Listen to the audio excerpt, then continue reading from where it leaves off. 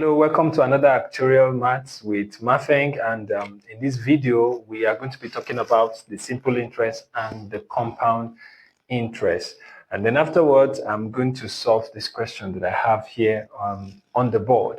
So talking about simple interest, well, I will just talk about some little concepts that we need to know before we can be able to delve into this question. So the first I'm going to talk about is going to be the accumulation function.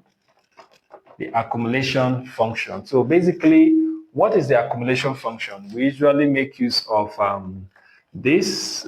That is to say, for some authors, they actually make use of A of t, which is a function, as the name implies, accumulation function. That is, it gives you, it is a multiplier, and then it tells you it is the particular function that multiplies the amount of money at the beginning. So the amount of money at the beginning is usually called the principal, and this is the multiplier. So looking at it for a period of time, because A of t, and that's for t greater than or equal to 0. So the t is telling us the duration that the money is going to be deposited, or it could be a loan, or it could be money that is being borrowed. But then this accumulation function is a multiplier. I think I would like to stress that. It is a multiplier. It's a factor. It multiplies the amount. So if the amount is, let's say the amount is 5 naira. So for us to know how much it's going to be maybe in a period of time, then this is exactly what will multiply this to tell us what the amount will be. So we refer to this as the accumulation function. And now, we usually take it down to 1 unit, and that is to say, we're saying that A of 0 is actually equal to 1. Of course, when the duration is 0, we take this 1 to multiply the amount of money, and of course, that will still give us that same amount. Take, for example, the example I used the other time. I said 5 naira. So if this is A of 0, which of course is 1, so that simply means that it times 1, and that gives us same as 5 naira. So that's exactly what we have. So we refer to this as the accumulation function. So as I said, some authors actually make use of this A of t, and that's for t greater than equal to 0. So don't forget that as t increases, of course, the accumulation function tends to increase. So this is an increasing function. The next thing we are going to talk about, it's going to be the amount. The amount. Now, this amount, of course, it is a function. It can be called the amount, or you can also call it the future value. The future value. And again, some authors actually make use of this to denote the amount. So what is the amount basically trying to tell us? It's trying to tell us that, okay, like here, I actually said A of 0, which is equal to 1. So let's say the minimum is 1. So how much will this grow to? What it will grow to in a period of time is what we call the amount function, or we refer to it as the future value. And this is given as k times A of t. So you can see that k is the value, the amount deposited, or the amount that is being borrowed. So that's the value of k. And when k is 1, of course, k can be 1, and which is the basic, that is the minimum that we actually use. Of course, k cannot be 0. If it's 0, it collapses everything to 0. So we have this as A of t, which is as capital letter A of t, which is equal to k times the accumulation function. So just like the example I gave earlier on by saying that I have 5 naira, so this is my k, this is the value of k. So, and then I multiply it with the accumulation function for the period of time t is. So it can be for 5 years, it can be just whatever that we have here. But then how much will k grow to? The amount it grows.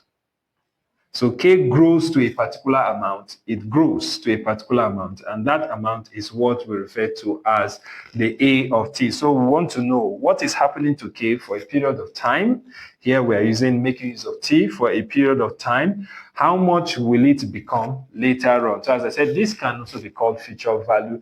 And then I'm going to make another video for the present value, which is to tell us that this can also be called the present value that we have. So the main thing there is that you need to know that the accumulation function A of T is an increasing function, and that's for T greater than or equal to 0. And then the amount function, which we can as well call it the future value, is A of T, that's capital letter A of T equal to K times A of T. So I believe that's quite clear. So that would take me to talking about the simple interest. So for the simple interest, what is the accumulation function for simple interest A of T? This is same as saying 1 plus I T. Now, where I is the interest rate, Again, some authors make use of I, some make use of R. So it is 1 plus IT, and then T is the duration. So I'll call that the duration. So the duration can be in years, it can be in months, it can be half yearly, it can be quarterly. So just that's the duration that we have. So this is the accumulation function for simple interest. And then what will be the amount function? The amount function is going to be, of course, we have K times 1 plus IT. This is T. K times 1 plus IT. So K is the current amount. That's the money that is being borrowed or the money that is being deposited. So I would like us to bear this in mind. So this is the accumulation function as well as the amount function for simple interest. Now, how about for compound interest? What do we have for compound interest? For that of compound interest, the accumulation function is that's 1 plus I and raised to power T here that we have. So this is the accumulation function and it's raised to the power of T. Again, I is the interest rate and then T is the duration. And then this duration, I think there's a slight difference between the compound interest and the simple interest. Now, what we know here is that as the value of T is the number of times that we compound here. And this is exactly where most students usually miss it. The number of times we compound for the period of time.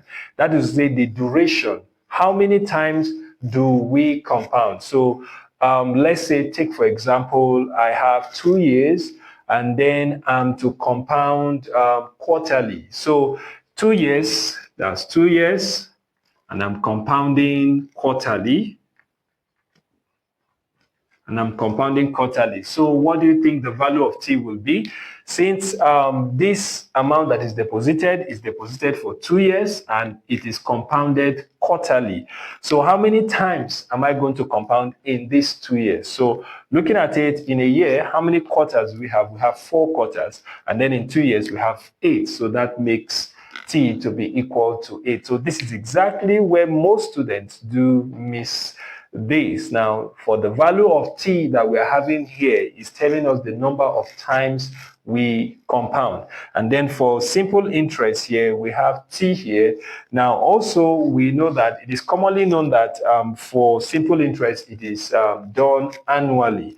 But then some questions can be given for it to be done maybe quarterly. So, of course, we know that it's going to affect the value of T here, telling us. But then usually we have that case in in compound interest. So don't forget that for compound interest, this T tells me the number of times I will compound in the duration. So the duration, just like the example I gave here, 2 years compounded quarterly, T is going to be 8. How about if it is compounded half yearly? Half yearly, which is semi-annually. So it means that in 1 year, how many half years, That's to say how many semi-annuals we have. We have 2 semi-annuals in 1 year, and then for the 2 years, that makes up 4. So I'm going to say T is equal to 4. So it goes on that way, even if it is monthly. If it is monthly, compounded monthly, so in a year, how many months do we have? We have 12. And then for the 2 years now, how many months do we have entirely? That gives us 24. So you can see that in 2 years, that gives us 24. So the question can be restructured differently, and of course it's going to affect the way we solve that. So I'm going to solve this question, and this is gotten from the Acted Study Pack 2008 material. So we have an investor puts £5,000 in a savings that pays 10% simple interest at the end of each year. Now, this is a word problem question, so we'll have to read to understand the question, and then we also solve at the same time. But looking at the first sentence here, for me, when I'm dealing with word problem questions like this, I actually take it sentence by sentence, observing it while I bring out my parameters. So here I have an investor puts £5,000. So I'm going to call that my K, that's £5,000 in a savings that pays 10% simple interest. So my I is 10% simple interest.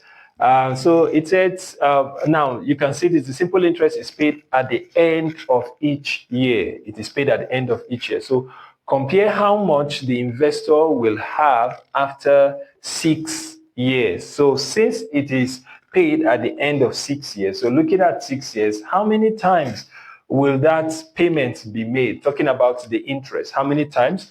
So that will be 6. So that makes T to be 6.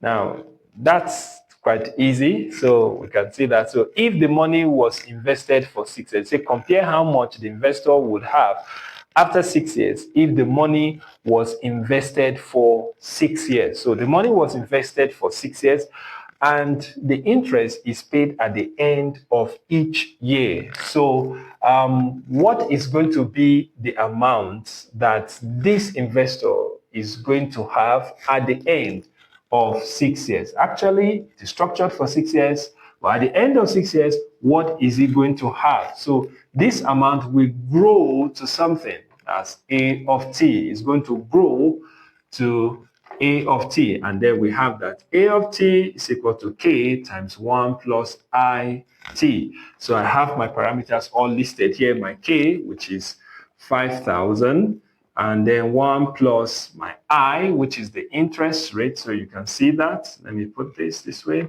And 10% is same as 0.1. Yes, that's 0.1.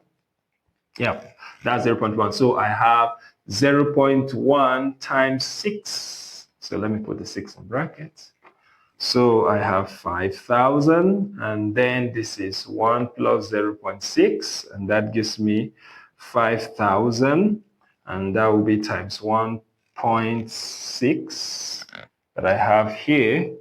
So on multiplying that, so that gives me 5,000 times 1.6. So at the end of 6 years, the investor is going to have £8,000. So it means £5,000 grew to £8,000 in 6 years.